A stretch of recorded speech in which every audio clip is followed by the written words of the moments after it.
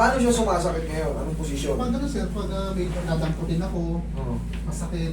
Sasakay ako ng sasakyan, masakit. Pag nakahiga ako, babangon ako, masakit. Sige, higa ka. Ganito ka nga. Kaya? Kaya. Baba, ganito lang. Kahit hindi nakapatong. Ganito lang. May maano dito. May umaharang. May maano, parang medyo may sumasakit. O, yun. Sa kabila. Yan, o, Ayan, wala. sumasakit din dito. Naatak din doon. Naatak dito. Nandun talaga yung problem. Oo. Pahingin mo ng pao. Kahit dito, actually, ito, naibaba na nilalatag ng ganito. Kaso, nagra-radiate to na Sumasama to eh. na sumasama. Oo. Palambutin ko muna. Tsaka ang tamang pagmamassage dyan, hindi naman, siyempre, nobody's perfect na eh. Medium lang muna. Okay. Relax lang.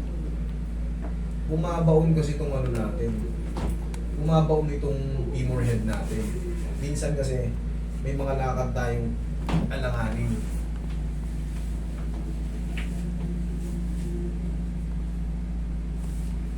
Huwag mo lalabanan, hayaan mo lang masaktan ka, sir.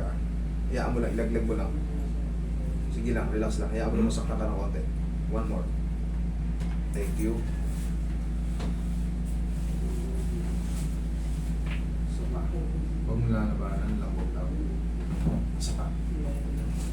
Tapos massage ulit. Tapos ito, ipapababa ko sa iyo yan.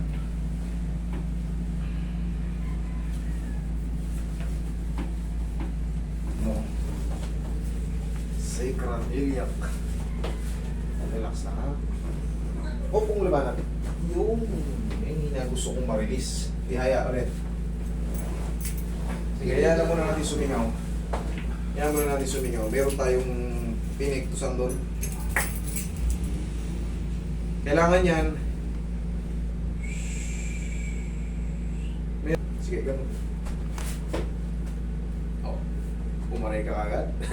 Wala na ako naman. Wala na. Wala na. Oh, yun yung sabi ko, thank you Lord. Oo nga no.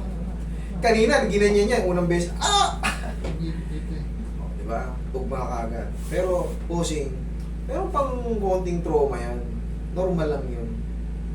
Kaya gaya nga na sabi ko, pag na-adjust kasi ng tama, malalaman mo kaagad eh. Ba?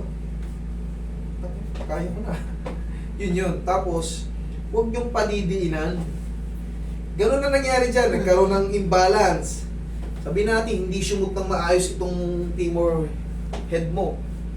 Eh, dinidisregard mo eh. Dinidisregard mo. Parang may gusto kang gawin, kaso hindi mo naman alam kung paano gawin. Papitik mo kay misis, kahit kayo lang. Gagalawin dun sa... Oh, subukan mo naman ito ngayon. Meron pa rin ako. May konti pa. May konti. Yung konti na yan yung sinasabi ko sa'yo. Normal lang yan. At least nalalaro mo na ng ganyan. Oh, Pwede naman ako.